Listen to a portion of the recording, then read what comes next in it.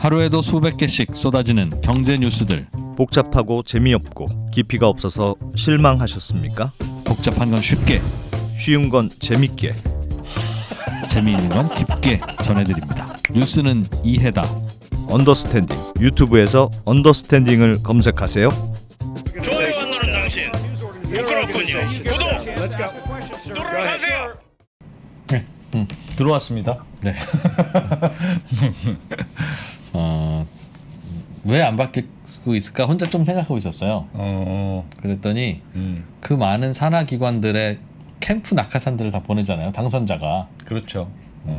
많이 보내죠. 좋은 자리. 그리고 나면 또 한 2년 거기 있도록 해야 되는데 막 통폐합하고 그러면 일자리 없어지잖아요. 이런 거 보면 그런 것 사실 같아. 돈이 없는 게 아니잖아요. 돈은 항상 있어. 세금도 많이 걷고. 근데 이제 그게 그 있는 것만 잘 써도 진짜 좋을 것 같은데 잘 쓰여지는 게 나라살림연구소가 많은 일을 해야 될 것 같네요. 그래서 저는 대통령에 당선이 되면 누가 되든 당선이 되면 네. 그분께 네. 한 2천억 정도 줘서 네. 그동안 캠프에서 이제 그 좀 보답해야 되는 인사들 하신 분들 있으면 한 번에 그냥 나눠줘라 나눠주고 그냥 나눠줘라. 아니면 전통시장 상품권으로 드리든가 한 2억씩 막 이렇게.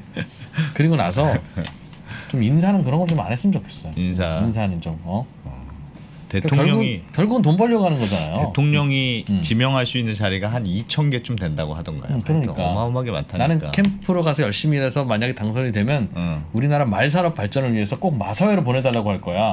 나는 정말 말을 정말 진흥하고 싶어. 네. 이래서 캠프에 있는 분들이 어디 있어요. 그냥 연봉 받고 싶은 거잖아. 그냥 그 몇 년간 그냥 차라리 선물로 주자고 그냥. 진짜 맞아요. 네. 네. 또 딴소리 2% 딴소리 하는 죄송합니다. 네. 나이 들어가지고. 백브리핑의 장순원 기자님 어서 오십시오. 장순원 기자 아닙니다. 김상훈입니다. 김상훈 기자. 장순원 기자 읽어버렸네. 김상훈 기자님 어서 오십시오. 네, 안녕하세요. 네, 안녕하세요. 오늘 주제는 전기차. 네. 전기차. 이것도 재밌을까 아니면 시청자분들이 좀 답답할까 네. 싶기도 한데 네. 이게 말이 안 되는데 또 실제로 벌어지고 있어서 되게 황당한 예. 이야기인데 먼저 질문을 하나 먼저 드려볼게요. 무서워. 굉장히 쉬운 질문입니다. 네. 중고차 가격이 새 차보다 비싸면 네. 중고차 사시겠어요, 안 사시겠어요? 가격이 새 차보다 비싸면 안 사죠. 뭐 사는 사람 있으니까 새 차보다 비싸겠죠. 그렇긴 그쵸. 하겠죠. 근데 정상적인 시장은 아니죠.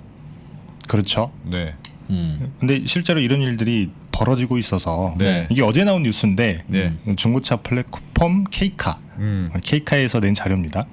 이 아이오닉 5나 EV6, 포터2 이게 네. 최근에 나온 전기차인데 네. 얘네들 전기차가 신차 가격보다 더 비싸다. 네. 뭐 이런 내용을 담고 있어요. 먼저 일단 시세를 보시면 사진 먼저 띄워드릴게요. 예. 사진. 이게 1월 중고차 시세 가격입니다. 네. 그 1위가 아이오닉 5인데 4,706만 원이에요. 전월 대비해서 11.7%나 올랐죠. 예. 이게 전체 국내에서 팔리는 국산차 중에 최고인데 이게 4,706만 원이면 어느 정도냐? 이게 아이오닉 5가 제일 비싼 게 5,980만 원입니다. 이게 보조금을 100% 받는다고 하면 이게 서울 기준으로 봤을 때 1,000만 원을 받거든요, 지난해. 네. 네. 그러면 그럼 4,980만 원에 산 거예요. 네. 새 차를 새 차를. 예. 근데 한 280만 원 정도 싼 거죠. 예. 한 95% 정도 되는데 아이오닉 중고차를 사면 네, 중고차를 사면 예. 근데 그 아시는 분은 아시겠지만 지자체는 서울보다 보조금을 훨씬 많이 줘요. 사진을 다시 하나 또 보여드리면 여기 보시면 서울이 200만 원이죠. 네. 그 다음에 적게 주는 데가 부산이나 대구, 인천, 광역시들은 그렇게 많이 안 주는데 여기도 네. 보통 한 250만에서 300만 원 정도 더 줍니다. 네. 네. 근데 다른 지자체로 가게 되면 예를 들면 충청남도 700에서 1,000만 원이죠. 네. 1,000만 원 주는 곳도 있다는 거예요. 시, 군 구중에는. 그다음에 경상북도 그때도 한번 말씀드렸지만 울릉도는 1,100만 원을 줍니다. 네. 그러면 서울 기준으로 봤을 때는 중고차가 조금 더 싸지만 네. 전국국 기준으로 봤을 때는 그 평균 시세가 훨씬 더 비싼 그러네요. 거죠. 중고차가. 그러네요. 충남에 계시는 분은 지금 중고차로 전기차 아이오닉을 산다는 건 좀 네. 네, 기다렸다 새 차 사는 것보다 한 500만 원 정도 더 주고 사는 개념이라는 뜻이군요. 맞습니다.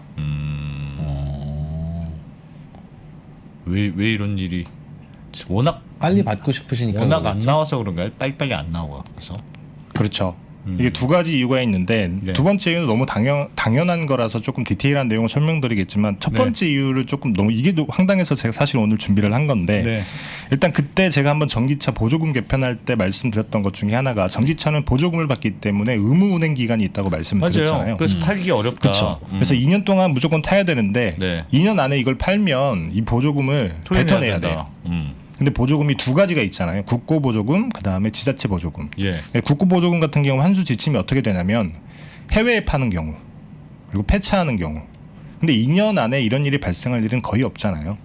그렇겠죠. 네. 그래서 사실 국고 보조금을 뱉어낼 일은 거의 없다고 보시면 중고차로 돼요. 팔아도 내가 중고차로 사자마자 팔아도. 바로 팔아도 그래서 예. 보통 중고차 가격이 그 출고 가격에서 이 국고 수도권에 있는 국고 보조금과 지자체 보조금을 뺀 가격으로 형성이 되기도 해요. 이것 때문에.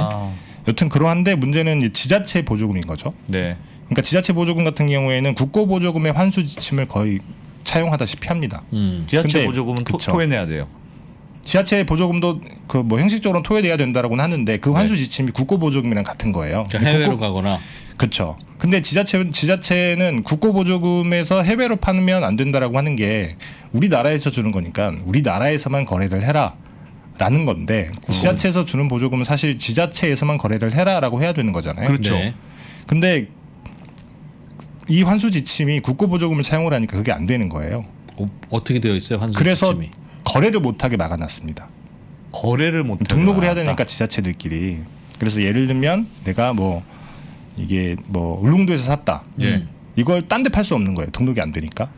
울릉도에서 초초에 등록한 전기차는 울릉도 안에서만 거래를 울릉도 해야 안에서만 됩니다. 거래가 돼야 된다. 그렇죠. 2년 동안만. 그래서 우리가 보조금을 주는 거다. 2년 2년 동안 동안만. 의무 운행 기간 동안. 예. 2년 지나서는 다른 취도에 팔아도 된다. 그렇죠.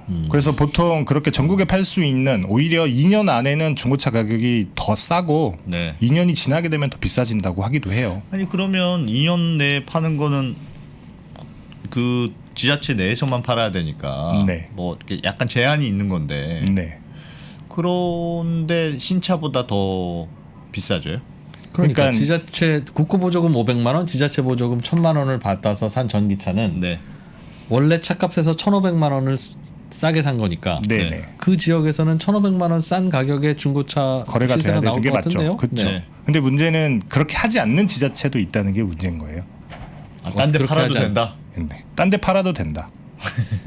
어디가 그래요? 딴 데서 산 거 와서 다시 등록해도 되고. 맞습니다. 와. 이게 그래서 문제가 되는 건데 대표적인 사례가 충주입니다. 충주. 충주. 네, 충주. 야, 충주가 완전 메카겠구나, 메카.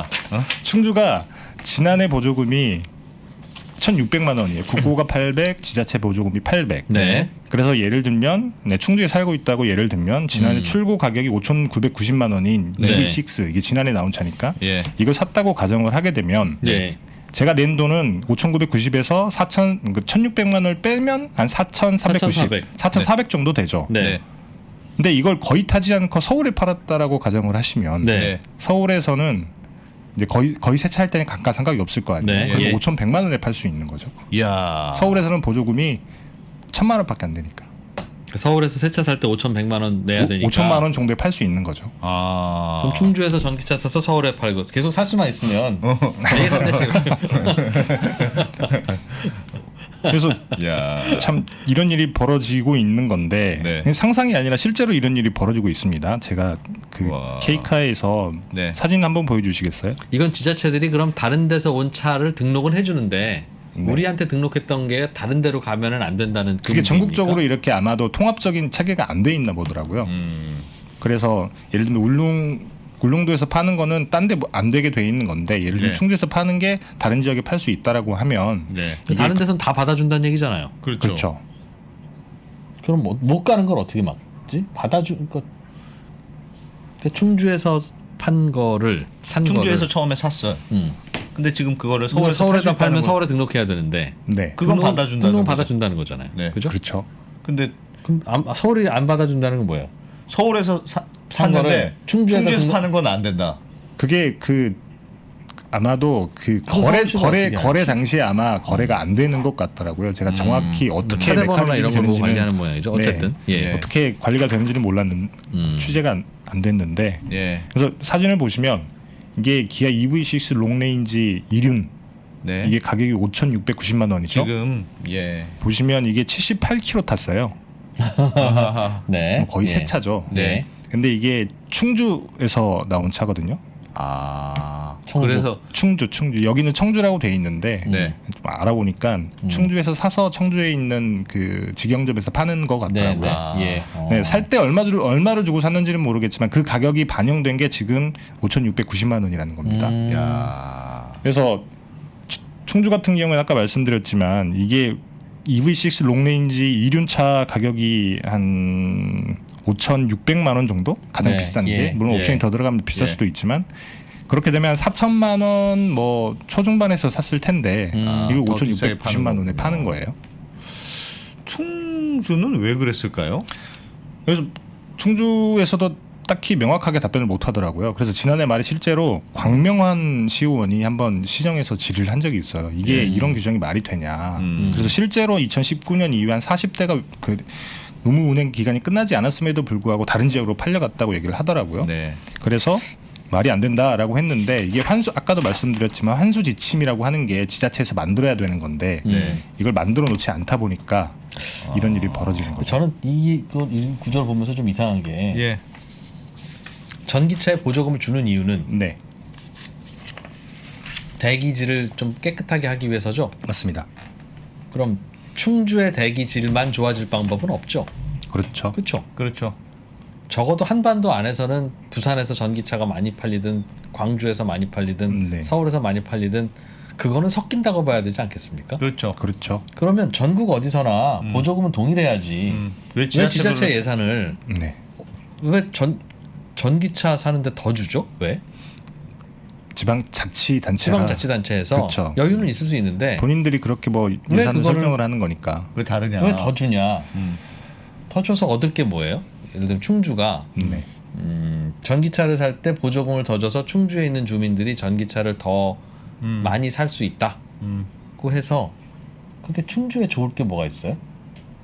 뭐 일단 그런 게 아닐까 싶은데 우리는 보조금을 많이 드렸습니다. 서울 같은 경우에는 보조금을 많이 주지 않아도 네. 많이 사는데 네. 지방 같은 경우에는 보조금을 주지 않으면 네. 사지 않으니 소득 수준에 따라서 좀 더 줘야 될 필요는 있겠죠. 그렇죠. 그래서 이 수요를 보고 일정한 수준을 맞추는 걸 텐데 지자체마다 근데 그게 얼마나 과학적으로 뭐 정밀하게 이루어지는지는 모르겠습니다. 그러게요. 서울에서 전기차 사시는 분이 충주에서 사시는 분보다 소득이 꼭 높으라는 보장도 없고. 그렇죠. 좀 이상한 것 같아요. 전기차 보조금은 그냥 나라에서 다 한꺼번에 정하면 되지 않나요? 아니 그것도 그렇고 예를 들면 선착순으로 하는 것도 웃기잖아요. 내가 먼저 선착순으로 하면은 연초에 하면 받고 나중에는 난 못 받았고. 아니 그것도 좀 이상해요. 그래서 사실 이런 문제 때문에 처음에는 조금 전기차를 확대하기 위해서 네. 조금 뭐랄까 비합리적인 정책이긴 하지만 이렇게 했지만 네. 조금 수요가 올라오면서 보조금을 줄여가는 것도 이런 이유 때문이라고 보시면 될 것 그런 것 같습니다. 같긴 해요. 뭐 결국 그거 뭐 이제 각 지자체 주민들한테 주는 건데 네. 그 지자체에서 돈 쓸 때 네. 전기차 사는 분한테 꼭 줘야 될 이유가 있냐? 뭐 골고루 줄 수도 있고 다른데 줄 수도 있고 어려운 분들부터 그렇죠. 아무래도 예 그 생각. 네. 뭐 하던 얘기를 마저 드리자면 마음에 안 들. 오늘 전반적으로 마음에 안 드시군요. 그럼에도 불구하고 전기차가 팔리니까 네. 당연히 아까 이 프로님 말씀처럼 팔리니까 가격이 이렇게 높아지는 걸 텐데 사실 뭐 이유는 간단합니다. 사고 싶은 사람이 너무 많은 건데 네. 근데 최근에 많이 나온 얘기지만 전기차 같은 경우는 출고 대기 시간이 엄청 길잖아요. 그렇다면서요. 아이오닉 5 같은 경우에는 12개월, EV6는 13개월.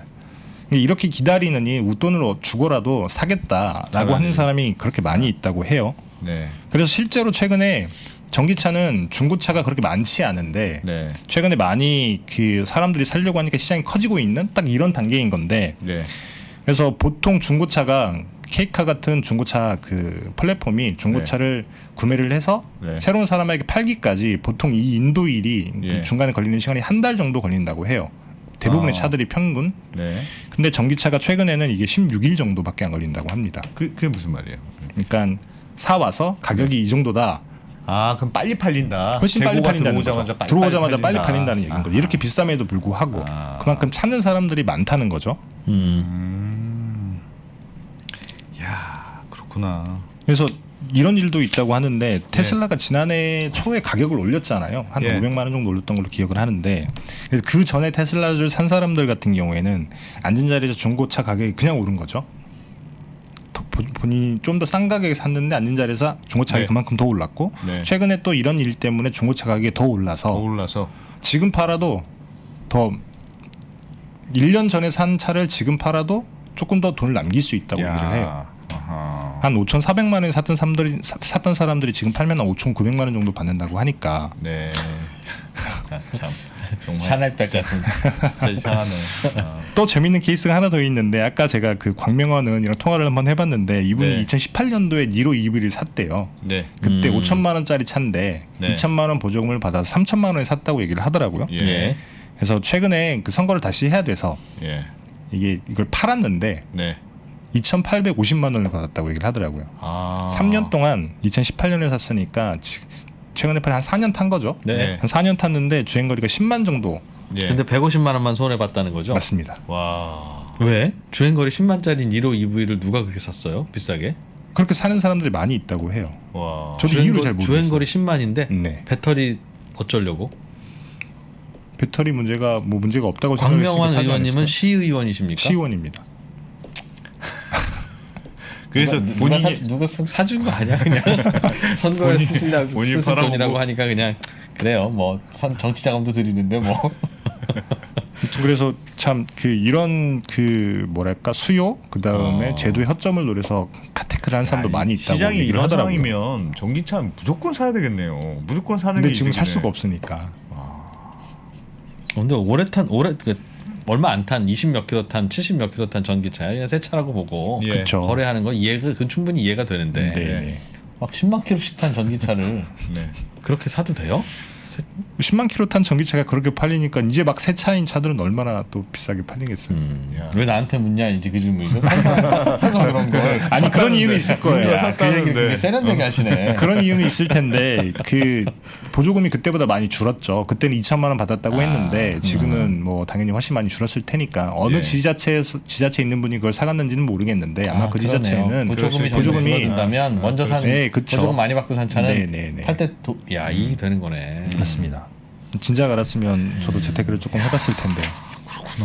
그러네. 네. 분양가 상한제인 아파트 샀다가 시가에 파는 거랑 마찬가지구나. 그죠? 보조금 많이 받고 산 그렇죠. 것입니다. 맞습니다. 그렇죠. 진짜 전기차는 음. 정부에서 어떻게 생각해보면 정말 많이 밀어주는 것 같아. 전기차는 사실 따지고 보면 이렇게 전기를 만드는 거 생각해 보면 뭐 여러 가지 고민들은 있으나 어쨌든 지자체 보조금까지 합하면 저희가 세계에서 제일 많이 주는 편에 속합니다. 보조금을. 네, 전기차 보조금. 전기차가 지금 많이 팔리면 자동차 회사들이 전기차 많이 만들어 팔 거고 네. 그 과정에서 뭐 전기차 기술도 또 개발하고 예. 하면서 뭐 기술을 가지면 그걸로 수출도 하고 일자리도 만들고 그게 이제 산업 지원 정책이다 라는 생각은 할 텐데 그 왜 나라 돈으로 현대기아를 도와주냐 하는 말도 할 수는 있겠습니다만 네. 그런데 그게 지자체마다 다른 건 요거는 제가 보기에도 불합리해서 예. 한번 정리를 해야 되지 않을까 싶더라고요. 근데 이런 내용들이 중앙 언론지에서 많이 다루지 않다 보니까 예. 저희가 중앙 언론입니다. 네, 그렇죠. 우리가 지금 다루고 있잖아요. 사실 어떤 지자체에서 이런 그냥 거래 제한을 두지 않고 타 지역에 팔아도 되는지도 파악이 잘 안 되더라고요. 그래서 취재를 하는 와중에 충주가 그렇다더라라고 해서 네. 제가 직접 전화를 해봤더니 이러저런 뭐 이번에 그 올해 환경부에서 올해 전기차 구매 보조금 지침을 내려주면 네. 거기에 맞춰서 한번 바꿔보겠다라고 얘기는 하더라고요. 근데 이건 그 충주시에서 허용을 하는 게 문제가 아니에요. 네. 어차피 2년 후에는 모든 시도에서 다 다 허용되는 할수 거니까 있으니까. 네네. 다 크로스로 막 그런 것들이 그 보조금 차이에 의한 이익 손해들이 막 발생할 거 아니겠습니까? 그렇죠. 그러니 이거는 보조금을 주면 그 안에서만 타라는 것도 말도 안 되고 네네. 보조금을 전국 통일하면 되는 거예요. 그렇죠. 가난한 사람은 그럼 어떻게 하나요? 할 때 굳이 그거를 소득이나 자산을 보고 하려면 하되 모르겠습니다. 전기차 새 차 사는 분에게 네. 얼마나 국가가 소득 배려를 해야 되는 건지는 모르겠지만 그러나 필요하면 그렇게 해야지. 그걸 지자체마다 보조금이 다르니까 네네. 보조금 다르니까 팔지도 못하게 하는 거잖아요. 네. 그러니까 충청도에서 산 거 경상도에서 팔지 말라는 거잖아요. 그렇죠. 왜 그래야 되죠? 모르겠습니다. 아니, 왜 내가 김상훈 기자한테 뭐라고 하지? 보조금을 똑같이 하면 활용해야 된다는 철학적인 거? 문제이긴 한데 우리 PD님이 이거 불 한 번 더 해야 될 것 같은데 불 2% 불 이거. 보조금을 똑같이 하면 다 터져도 네. 되잖아요. 네. 맞습니다. 그렇게 바뀌길 기대하고 있겠습니다. 네. 불. 아니 이 얘기 저 얘기 하고 나도 한 10분 남았네. 아, 저 뭐 또 하나 하나 더 더 소식이 있어요. 있는데요. 더 있어요? 네, 더 네. 있습니다. 아, 요거는 하도 물적 분할 얘기가 요새 많이 나와서 예. 요거는 교양 차원에서 이런 얘기도 있다더라라는 차원에서 한번 준비를 해봤는데 어제 이용우 더불어민주당 의원실에서 물적 예. 분할 관련 토론회를 했었죠. 예. 굉장히 핫했다고 제가 들었는데 그래서 소액주주의 권리를 어떻게 보호할 거냐 네. 이게 주된 논의 사안이었는데 여기에서 트래킹 스톡이라고 하는 특이한 대안이 나왔어요. 그래서 아 이게 뭘까 궁금해서 취재를 해봤는데 트래킹 스톡 네네 뭐예요 이게? 말 그대로 트래킹 뭔가 따라간다는 얘기잖아요. 네. 스톡 주식을 주식을 따라가는 따라간다. 주식이라는 얘기인 건데 네. 이게 특정 사업 부문이나 뭐 자회사의 실정을 추종하도록 만드는 일종의 종류 주식.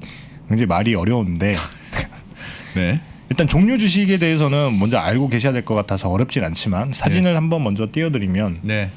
이걸 종류 주식이라고 하거든요. 보통주, 우선주, 전환 우선주, 상환 우선주. 옵션이 붙어 있는 주식을 종류주라고 하죠. 네. 그렇죠. 특정 조건이 붙어 있는. 맞습니다. 예. 보통 주주가 가지는 권리가 의결권, 네. 그다음에 자산 배분권, 뭐 배당, 그다음에 전환, 상환, 뭐 5가지 권리가 있는데 네. 이 권리들을 적당히 섞어서 옵션을 붙이는 거예요. 그래서 예. 보통주는 의결권이 있지만 배당은 조금 덜 받고 우선주는 뭐 그런 의결권이 식으로. 없지만 예. 배당은 조금 많이 받고 네. 뭐 이런 건데 이 트래킹 스톡도 일종의 종류 주식이에요. 예. 뭐 예를 들면 미국에서 많이 쓰이고 있는데 구조는 굉장히 간단합니다. 사진을 한번 보여드리면 뭐 이런 방식이에요.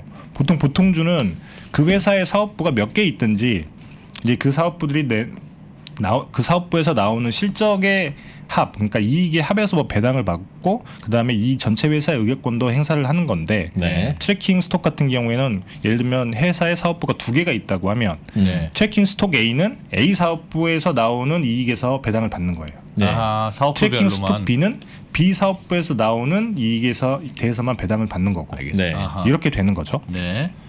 그래서 최근에 그 물적 분할이 문제가 되는 게 예를 들면 LG화학이 배터리 사업부를 키우겠다 네. 이렇게 얘기를 했는데 그러려면 투자금 유치가 필요하고 그러니까 네. 우리가 물적 분할을 한 뒤에 상장을 해서 투자금을 어느 정도 가져오는 거다 이렇게 얘기를 하고 있잖아요. 네. 이 트래킹 스톡을 하게 되면 굳이 물적 분할을 하지 않아도 자금 유치가 가능하다는 거죠.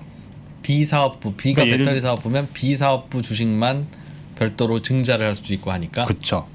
아. 그러면 그래도 물적 분할료 상장하는 거하고 비슷한 효과 아니에요? 그래도 좀 다르긴 다른가요? 저렇게 나누면 인적 분할한 거랑 똑같아지는데. 맞습니다. 음. 그래서 제가 취재를 하다가 맥이 빠졌던 게 이런 건데 네. 사실 이게 분할 이슈보다는 네. 미국에서 많이 쓰이는 그 용법은 뭐냐면 내가 어느 회사를 인수를 할 때 네. 이 회사의 성장 가능성이 굉장히 높다. 그런데 내가